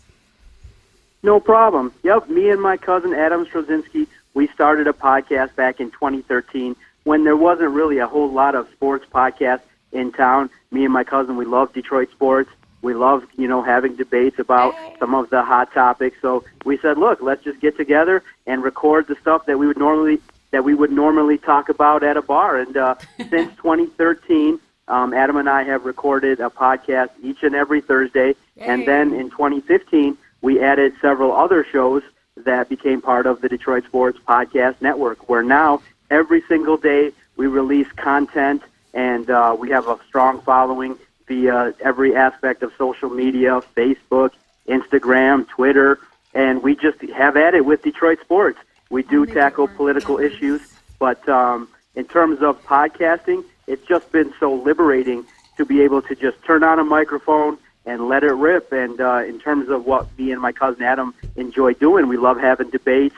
We love kind of, poking each other, making fun of each other. Nice. And the freedom in which podcasts allow you to say things is amazing, in that we've been able to grow a following. And, then now we've been able to have great conversations with the likes of you guys and several others across the country. So podcasting is a platform that I think now everyone knows is taken off, and I've been an advocate of it since 2013, and I just am a huge fan of the platform of podcasting. Nice. Well, you do have a huge following, and we sincerely appreciate you taking the time to talk with us. Now, John, what are your personal thoughts on football players kneeling during the national anthem?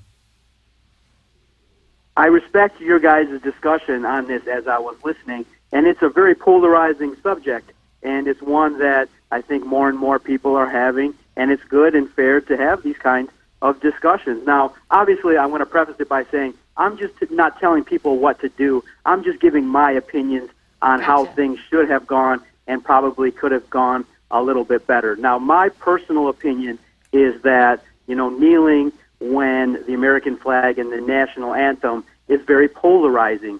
So obviously the message of equality, racism is one that's going to be talked about, probably until the end of time.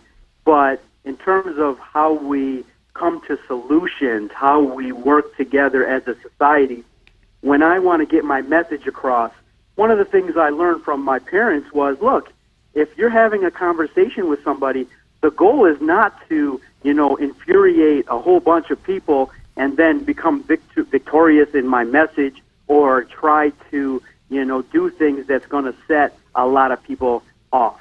So knowing that, I would say that there were probably other avenues of protesting, other avenues of continuing the message of racial equality that could have been better served than kneeling for the American flag. And the reason is that the other side, those that are against it, now you can tell those people, look, we're not protesting the flag, we're not protesting you, we're not protesting America, we're protesting this message. Unfortunately, those that disagree with that, and you guys said it, the message sometimes gets lost. I would not have personally gone about it that way. Right. To get my I know message people who across. are furious. They're like, I don't want to watch NFL. I don't want to get in, it's becoming so political, and it's taken away. I mean, the NFL is suffering. I am black. I understand what's going on. I understand the cause, but I don't think we're going to accomplish the goal. I hate to say this, and I can't believe that I'm saying this. Black people need to take heed to how gay people what do you think took us. Black people are almost irrelevant compared to the gay issue. I'm we getting need ready. to take note I'm getting to what ready. they I'm getting did. ready to punch you. And the reason why, and I will scratch you. now you can scratch. You're gonna know you was in a fight. Put it that Okay, way. my nails are longer than yours, and I will hurt you for real. Look here. Okay, this is something that I've heard quite a bit. I've heard that this is not how you should go about it because it's so polarizing. But let me ask this to both of you, to Darryl and to our caller, John. What protest in the history of America has not had visceral and vicious opposition at first? No, I will answer that question. Yes, protests in nature are polarizing, but what's more important is not the reaction to the protest. Mm-hmm. The more important point is, how do we as a society treat each other better? Mm-hmm. How do we address the issue of police brutality? How do we address issues of, racism in this country? Okay. And so my thinking is always, and how I always approach things is, what's the best solution to these issues? Okay. And I always tell the people that I'm podcasting with, and my opinions are, I am just part of the solution. Right. Meaning, I live a clean life, a religious life. I'm a God-fearing individual. Gotcha. I work hard. I treat everybody that I come across with decency and respect. I have a quality friendships with people that when they come into my contact, that they feel like that they've had an interesting or a pleasant experience. Okay. And when I come across individuals of different race or different creed or culture, my focus is to understand. Okay, and so good, what good I for always you. preach is, Good yeah, for but you. I think the notion is, protesting is to get your message across.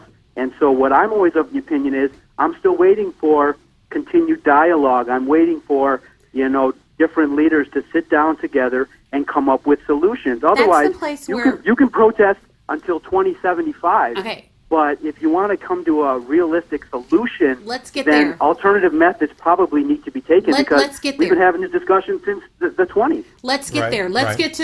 get to the solution place, because I think like you, I am a solution oriented person.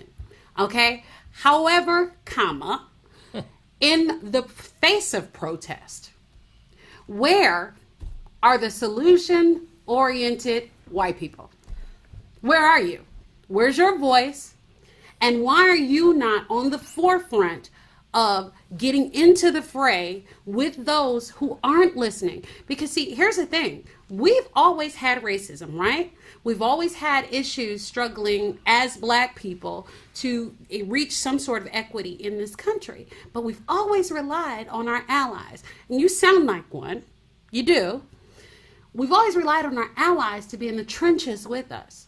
So when we're having this conversation and you don't think it's the right way to go about it, where are you guys in redirecting this conversation? Okay, now that's a very interesting point. Now, the point that you're making is that you potentially feel like the other side or the allies that you're looking for aren't there. But the way I look at it is, in terms of where the message has been coming, I see equality as moving along at the pace that it's going to need to be in order to move things forward. And so when I look at this question, I would ask you and the person that you're podcasting with to ask him, how did you become an award-winning producer, somebody that came up with an idea to create a podcast conference? How did you become and how did you reach your level of success? How do you treat people? And so I feel like while the issue of racism is going to need to be continued, I feel like the more important message is an individual, the caliber of you guys having this dialogue, is to share the message of, hey, how did I get to create a podcast and be able to talk to people, across the country? How did I become successful? And that's the message that I always want to relay, is that, yes, you're always going to come across those that will prejudge, those that potentially I've gotta get our will act that way. But then, you know what? My counsel then would be, if you're looking for continued allies, then you got to continue to reach out like you have today and speak to those that you want to. I want to get our in studio guest in here. She had a comment to make as well. Cool. So I'm also a white person. We like that. Well, great. Great. We love that. So I'm just gonna put that out there. I think I wouldn't call myself by any means like rabidly a social justice warrior. I think I'm critical of things more often than I'm not. Okay. But I have learned one thing, that as a white person, when you're encountering conversations about race, and you hear a lot of people that aren't white telling you something's racist and you don't understand why, that's usually the fucking point, to be honest with you. Like, you don't understand. Sorry, kids, it's the second curse word. If you don't understand why it's racist and you're white, that's probably the point. The point is you don't have the experience to back that up. And I think that at this point, we were just talking about how the meaning behind the protest is not the conversation that's happening. And I think that it's our job, and I think anyone who wants to respond to this protest, it's their job to try to get this on the right track and to have the conversation be not about whether or not they can protest there, whether or not it's an effective protest, but about the message that they're actually trying to reach. And our first caller that called in earlier, Matt, right? Yeah, he was talking about using factual information when we're talking about history. And I thought that was really cool that he was talking about that. And it reminded me a lot about the definitions we use when we talk about things. I don't think conversations are effective if people don't come in with the same definitions to their terms. Right. So when I'm talking to someone about what they consider to be racist, and our ideas of what racism is are so different, I think it's really worth trying to come up with a definition of a term that everyone can agree on. Yeah. And I think that, kind of like the lefty liberal media has not done that good of a job of defining their terms. And I think that's been very polarizing in conversations. Right. And I think that's kind of their point. That's the point. Because is the enemy. as long as for sure. They're- No, As a I member get- of the they're media, working this. 100%. But They are working I this. get that. I think that that's the point, because as long as it is controversial, then you can feed that beast as long as it remains controversial. And I'll use this as an example. I'll use the phrase "Black Lives Matter."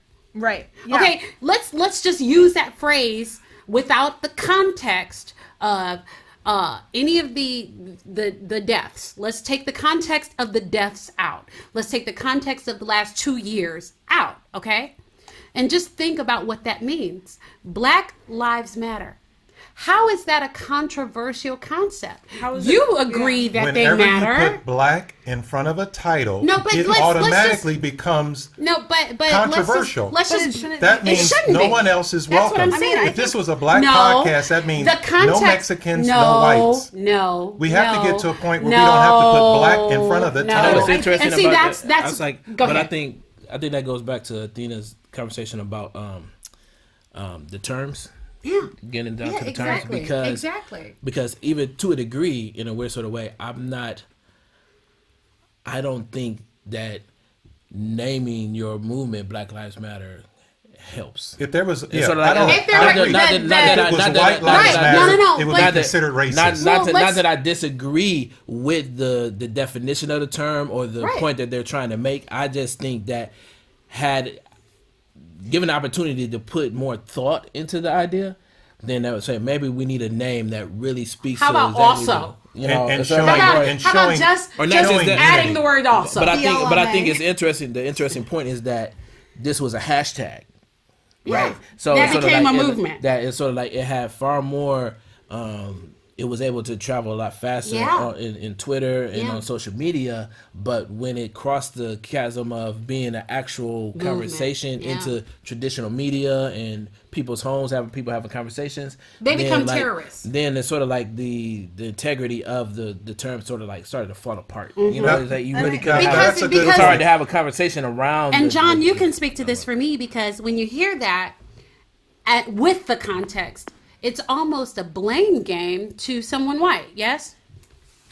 No, I was listening and hearing your guys' points, and I want to ask and throw out a question to you guys in terms of reaching equality and reaching a spot where we can all get along better. And would you think that potentially more should be invested in the conversation about education, Oh, yeah. family, and mental health? Oh, And by absolutely. potentially investing more into that kind of rhetoric instead of, now, I'm not minimizing the cause of racism or equality on any level, so don't get me wrong on that, but do you feel like if we invested more in terms of understanding what mental illness really means, But you if know we what, invest John, more in what you're saying- parenting and what- education, we could be further in maybe minimizing those that might be prejudiced, because maybe those that potentially are invested in their education might not become ignorant, might not be willing to, follow along in their parents' footsteps. What you're saying, John, is valid, but that doesn't get ratings.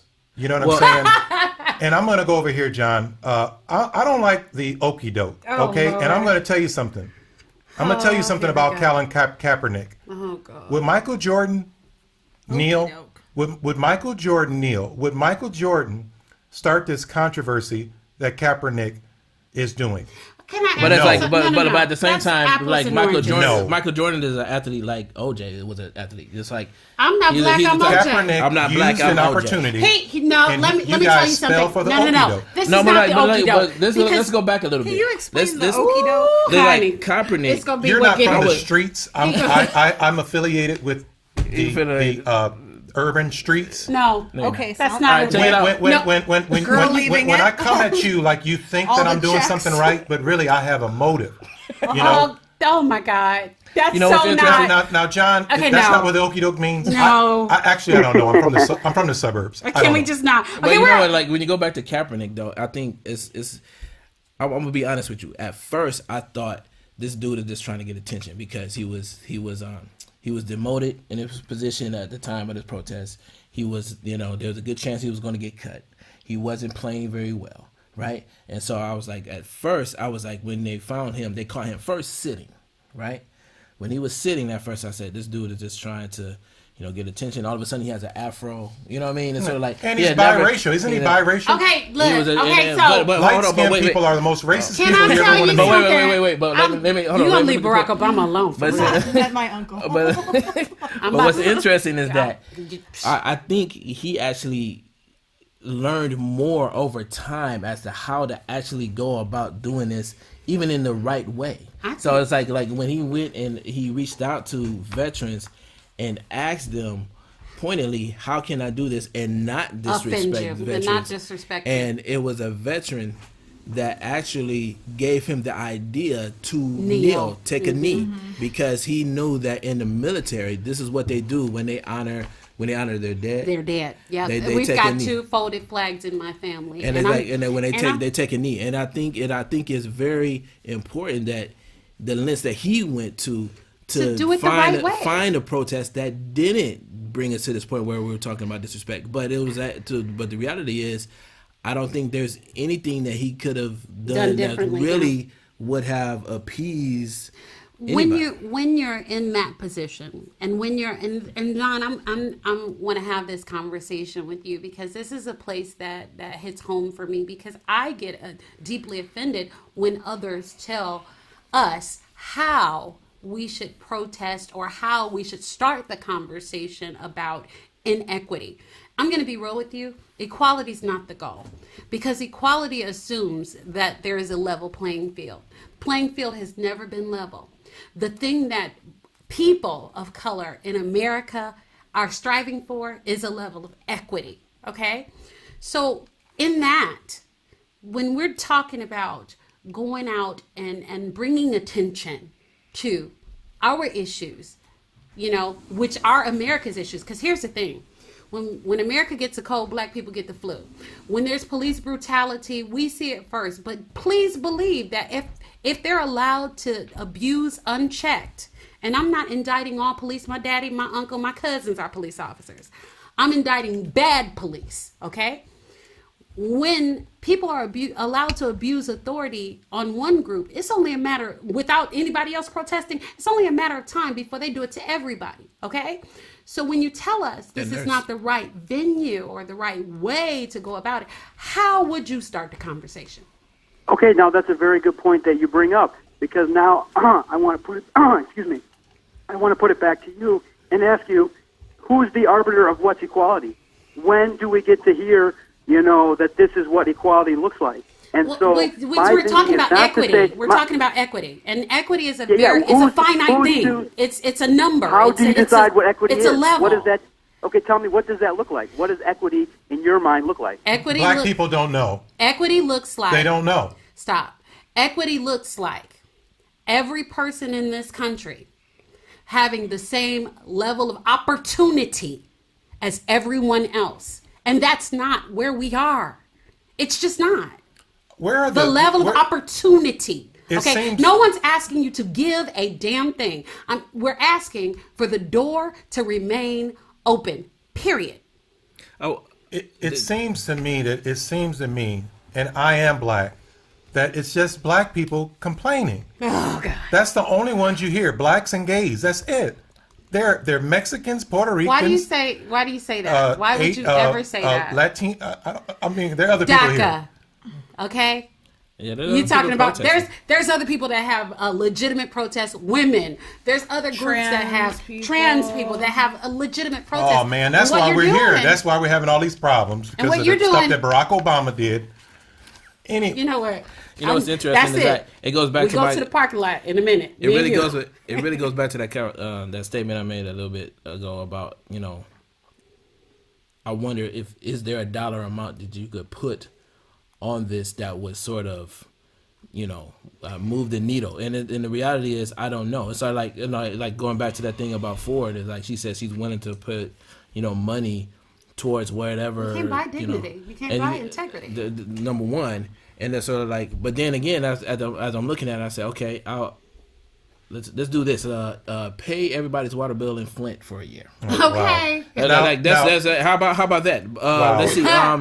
Buy all the cameras. The cameras for the police officers in Detroit. Okay. How about that? How about facilitating paying for community outreach by the police and making sure that they stick to certain goals. We gotta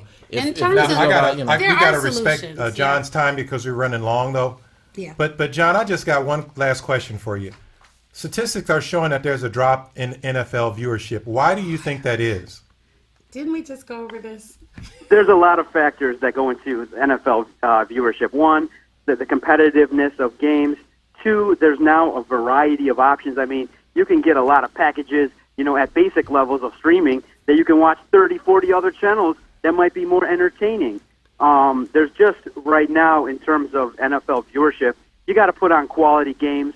You got to have contests that people want to watch. Yeah. And at this point in time, we are an ADD society. So when you have that many commercials in a football game, especially after a team scores, a team will score a touchdown, there'll be a commercial, then there's a kickoff, which is only a second of play, and then another set of commercials. Mini movie. A lot of people don't want to be listening to that kind of stuff or watching it or want to sit through it. So, yeah, and then plus with these issues with the players and the protests, and now you got the President of the United States weighing in and giving his opinion. But now I just want to really address the point that the young lady made, because she makes a great point in terms of how do we get to equality and things like that.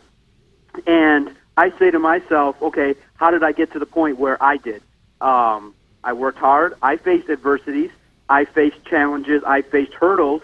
And I got to where I needed to go because of a solid family, because of solid mental health, because of a good education.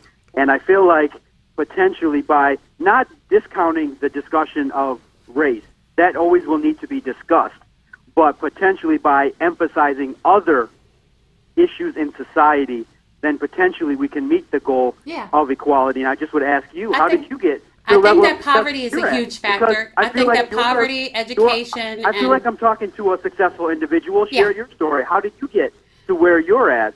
Did you face some hurdles? Here's the thing. We're gonna see this continue to be a conversation that's on a trajectory or on a large curve, because see, what people don't understand is that race is only a factor of inequity. You're talking about poverty. You're talking about systemic racism. You're talking about the opportunity aspect, just like we discussed before. Yes, I faced adversity, but I also had a strong listen, and I'm going to share this with you. I also had a strong family background. Not everyone is in our situation, and the level of opportunity that America must provide is to allow others who don't have the same type of background or support that we do to have the same kinds of opportunities that we do. John, you know how I made it? Respect. How'd you make it? Time and respect. And I'm going to say God, okay? And you know what? Nobody respects anything anymore, and nobody even mentions God anymore. You got to be very careful about that. Praise the Lord. Okay? Mm-hmm. You know. And then one last point I want to leave you guys with, and hopefully it doesn't spark a huge debate or controversy, but the gentleman that was speaking on all these services that the government needs and what the government needs to do, what everybody else needs to do, I'm going to tell you. You're going to say something libertarian, ain't you? You're going to say something libertarian. Let's be cool about that, though. You can form your own labels as to what you think I am, but I'm going to tell you this. If you're going to count on the government to do things for the people and have it be effective, good luck with that. I am an individual that takes care of my four walls, of my home. I don't count on the government for nothing, because my assumption, and if I laid it all on the table, would be that the government probably is going to mess it all up and take its Hey, sweet you old said the time. Cleveland So Browns if you're are like a counting bad on boyfriend. the Yes! government Like the to provide you services, government you're is- going to be podcasting in 2025 asking for the government to do things. Oh, my I'm God. asking your listeners to implore themselves to be And of I agree high-quality with you about individuals and to be initiative like you and all guys. of that. I agree with you about initiative and all of that, but we do live in a civilized society, and there are certain things that must be a part of a civilized society. For example, a working police force. For example, a fire force, first responders, those kinds of things, infrastructure, all that good stuff. And the thing about it is, we as the people, we are our government in terms of who we hold accountable and who we put in place. So that's a place where we got to be very vigilant in terms of what it is the ask is, and number two, how they go about doing it. But thank you so much. Tell everybody where they can hear you. Yes, you can find me on Twitter at Detroit Podcast. You can check out our website, DetroitSportsPodcast.com. We put out podcasts similar to you every single day, and thank you guys for reaching out. I'm available anytime to have any kind of discussion you want. I do podcasts, but my full-time job is I'm a licensed mental health counselor. I'm a psychologist, so studying people and their reactions has been my dedicated life. I'm gonna need you to come down here and talk to Darryl. Yes, I appreciate you guys having respectful dialogue, and that's what you need to continue doing, and continuing to preach the message of working hard and being part of the solution. I think I spoke with individuals that are part of the solution, and I think if you relay that message to people like I have for 15 years, you might find that the information coming back is going to be a little bit more pleasant. Love it. Thank you so very much. Thank you very much, Thank John. you guys. Bye-bye. Talk with you soon. Bye-bye. All right. Talk with you soon. Bye-bye. That's always an interesting response to this, is that, just give it time. And this is exactly what was the response to Dr. Martin Luther King when he was doing what he was doing. And it is very interesting the how this correlates with the civil rights movement, because the things that he was doing were in direct opposition to Southern state government and things of that nature, and we definitely got to move. We're definitely a little over time because I'm sorry to interrupt you. No No, pun but this is- intended. That's a football thing. yes. Yeah. I love it. But look, I'm going to say this and then we're going to move. I don't know what else you want. I mean, you had a black president. I mean, You know so what? I want you to shut just- all the hells up, because you're doing way too much right now. Thank you so much for this conversation. It's going to be something that we continue to talk about. Right about now, you need to apologize. Wow. You know what? I have a couple things, but because of time, I'm just going to go to this one. Okay. I went to a flea market on my anniversary, which is the best gift ever. Oh my And there were two white gentlemen So serious. talking, and they were looking at these cars. He had the model cars there, and the guy said, I'm actually looking for the General Lee. Do you have that? And he says, I do have it at the other location. I didn't want to bring it because I didn't want any problems. What? So, yeah. so they didn't Yeah, see yeah. me. What? And then when they did see me, they looked at me, and I wanted to say, hey, I'm on your side. Hey, shut Hey, up. I'm cool, But- guys. You know what? Okay. Cool. Okay. I'm But- gonna give you one. I'm gonna give you that one. But Because the I grew guy- up on the Dukes of Hazzard too. Yeah, I'm Carmen. still cool with the General Lee. Right, and so However, General Lee is a motherfucker. Okay. right, and so the man was like, I'm sorry that it's crazy that it's gotten to this point, and you can't do this and can't do that. Right. And I didn't want to get into that debate. No, But you just said it. We grew up on the Dukes of Hazzard. Hey, man. Okay. So I Bo don't. Duke, Luke Duke, Uncle Jesse. So it's not an apology. It's an apology that we are to where we are, that we can't do anything, we can't have anything. I mean, if the worst thing you have is not being able to take your General Lee car to a county fair, it's hard for me to get too worked up about it. But I mean, I guess that sucks. I mean, it sucks, I don't know. but I'm pretty sure that it sucks for Philando Castile's family too. So, Wow. I'm going to go ahead and go there. So we're going to omit the Fitness Minute. Erica may call that in, and I'll do the audio. Alrighty. We want to thank our sponsors for the episode, including Giovanna Boudreau, founder of Fit Thick Girls, health conscious women struggling with losing weight and want to build a fitness regimen. Please visit Fit Thick Girls website, www.fitthickgirls.com, because you ain't got to be skinny to be in shape. Wow. www.fitthickgirls.com. Check out Giovanna's blog, fitness tips, and purchase items from our clothing line. Yep. So, what you got going on for the weekend? What you got? Well, not this weekend, but I do want to promote my Game of Thrones Halloween party at Fatfish Blue on October 28th. Yes. I'm going to be the Black Is it Khaleesi. the Black Game of Thrones? No, or it's everybody. Can everybody it's can for come? everybody. Okay. And you don't have to wear Game of Thrones, but if you're down, you might want to get it in. Do I need to bring a dragon? If you got one. Wow. Said anything? Listen, there will be like themed drinks. There will be a themed menu, and we're going to have some ice, fire, and funk. My band is playing. Awesome. What about you? What you got going? You know what? I'm on vacation, as the people at work say again. You know, Wait a I got minute. 5 weeks vacation. I mean, I got to take it. Ooh, I don't- Excuse me. I don't really have anything going on. Which 5 weeks vacation? I don't. Wow. I don't have anything going on. You know, I live a very boring life, Carmen, compared to you. Whatever. How about our guests? Do you want to promote anything? I'm selling these T-shirts. Michael Jackson Thriller tees. I might need one of those. I got them in like the trunk of my car, literally selling my. I love it. What you got going on, my dear? About 20 Facebook events that I'm saying that I'll be at. Wow. See you guys. She's that friend. Right. See you guys at some of them, maybe. Right? Possibly. We'll see. We want to thank everybody for helping us achieve over 700 likes on our Facebook page and almost 180 subscribers on our YouTube channel. So thank you for everyone who shares this, posts this with their family and friends. Also, please subscribe to our show on iTunes. If you give us a 4.0 or a 5.0 review or better, we will announce you on the show, just like our boy earlier.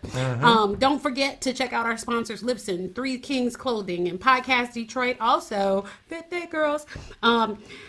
And don't forget, Dangerous. it's gonna be a song. It's gonna be a song. Fit Thick Girls. One of them Reminds letters me of wrong, and you the are White in House. That's gonna be a song. Okay, That is so like a, Add your thickness, maintain your. no. Hey. That's dangerous. don't forget to Dangerous join web us. address. Also on www.fullcirclepodcastshow.com. All our info is there, including ordering my CDs, Darryl's books, and you can also email us at fullcirclepodcastshow@gmail.com for questions, comments, or if you want to be a guest or even a sponsor of an episode. You can check us out on iTunes, Stitcher, and remember, take a stand for something. You have an opinion, use it. Good night, everyone. Thank you. Thank you, guys. Crime. Let's get it together. Education. Let's get it together. Marriage. Let's get it together. Politics. Let's get it together. Full circle. Poverty. Let's get it together. Race. Let's get it together.